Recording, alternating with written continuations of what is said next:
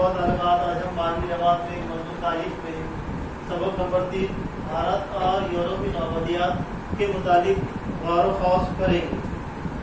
दरअसल दुनिया की तारीख को अगर हम देखें तो हमें मुल्कों के दरमियान जो तिजारती ताल्लुकात पढ़ने को मिलते हैं उनमें बर-ए-आज़म यूरोप और बर-ए-आज़म एशिया, इनके मुतालिक जो तिजारती ताल्लुकात रहे वो ज़माने कदीम से ही रहे।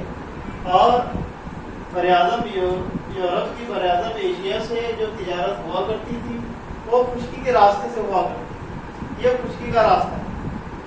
लेकिन 1453 में तुर्की के कुस्तुनतुनिया में एक वाक़या पेश आया जिसकी वजह से उस्मानी गज़ तुर्कों ने बर-ए-आज़म यूरोप वालों की जो तिजारत खुश्की के रास्ते भारत और इसी तरह दुनिया के दिगर मुल्कों में हुआ करती थी उसको उन्होंने रोक दिया।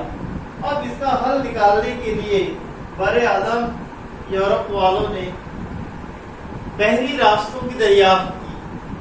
उन बहरी रास्तों में बर-ए-आज़म यूरोप में पुर्तगाल ये एक ऐसा मुल्क है जिसने सबसे पहले बहरी ताकत को समंदरों में आजमाया, क्योंकि इससे कब जो बहरी जहाज समंदरों में सफर किया करते थे वो इतने बेहतरीन और यूं कहिए कि एक आला किस्म के नहीं होते थे जिस तरह बर-ए-आज़म यूरोप में साइंसी तरक्की होने की वजह से वहाँ अमल में आए।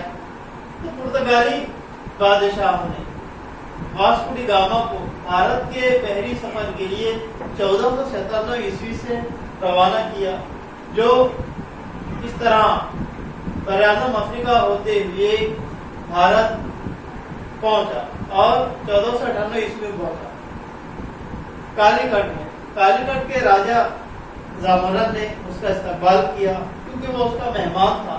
और इस तरह वास्को डी गामा अपने मुल्क पुर्तगाल चला गया। फिर दूसरी मर्तबा 1501 में वास्को डी गामा कालीकट पहुंचा और कालीकट पहुंचने के बाद में उसने यहाँ पर अरबों की जो तिजारत हुआ करती थी उसकी मुखालफत की और अरबों के साथ उसने जंग की। यहाँ के राजा जामोरिन ने जब अरबों का साथ दिया और वास्को डी गामा की मुखालफत की तो वास्को डी गामा ने उस पर भी जो है हमला करके उसको शिकस्त दी और पुर्तगालियों ने पहली मर्तबा कालीकट जो कि आज केरला रियासत का एक हिस्सा है वहां पर अपनी हुकूमत कायम की। और इस तरह हम देखते हैं कि जनूबी हिंद में पुर्तगालियों की बहरी ताकत बढ़ती गई और पुर्तगालियों ने यहाँ अपनी ताकत को बढ़ाया। वास्को डी गामा के बाद में पुर्तगाली हुकूमत की तरफ से फ्रांसिस्को डी अल्मीड़ा जो कि भारत में 1505 से 1509 ईस्वी तक पुर्तगाली गवर्नर रहा, उसने भी पुर्तगाली ताकत को बढ़ाया। उसके बाद में अल्बुकर्क जो कि 1509 से 1515 ईस्वी तक रहा, उसने भी पुर्तगाली ताकत को हिंदुस्तान में बढ़ाया। और इस तरह पुर्तगालियों ने भारत के कुछ इलाकों में जैसे दीव, दमन, गोवा, मैंगलोर, कन्नूर, कोची वगैरह में अपनी नौआबादियां या कोठियां जिसको गोडाउन कहते हैं, तिजारती गोडाउन, वो कायम किए और अपनी ताकत को बढ़ाया।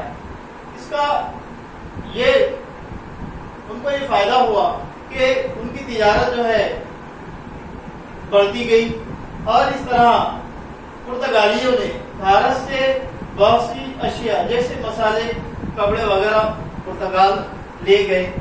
हम देखते हैं कि 15 अगस्त 1947 को भारत आजाद हुआ, लेकिन गोवा ये पुर्तगालियों की कब्जे में रहा और 19 दिसंबर 1961 को पुर्तगालियों की कब्जे से गोवा को आज़ादी हासिल की। इस तरह हमारा ये सबक का जो हिस्सा है, भारत ने پرتگالی نوآبادی اس کے متعلق ہم نے دیکھا، غور و خوض کیا. خدا حافظ.